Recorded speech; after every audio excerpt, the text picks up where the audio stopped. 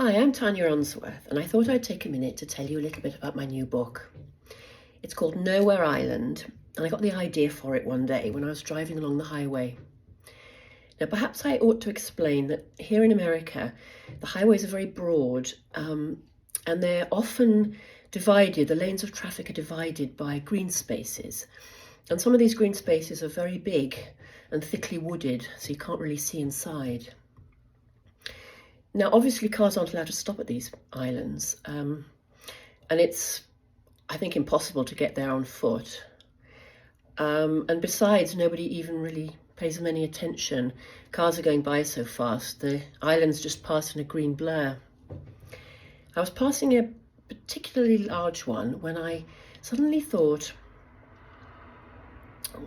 what might be living there? What might be happening behind those trees without anybody knowing? And then I thought, because my mind tends to wander on long journeys, I thought, if you were running away, wouldn't one of these islands make a perfect hideout? The kids in my book are doing just that. There's 4 of them. There's Riley, the criminal mastermind of the group, and his brother Grayson, who's the quiet one. And then there's Pez, a mysterious girl who's escaped from a disturbing cult and now refuses to say a single word, but she is very, very cool. And last but not least is Gil, who's an orphan, and he's run away from foster care, and he has absolutely nothing in the world except his lucky pebble and his head that's full of big dreams. I put a lot of my very favourite things into this book. I love survival stories, and this is very much a survival story. How the kids find food to eat, how they forage, how they build their shelters, how they combat the elements.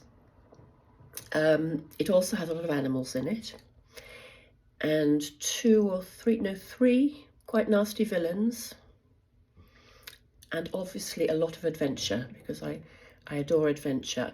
There are dangers and perils to keep readers turning the pages till the very end, I think.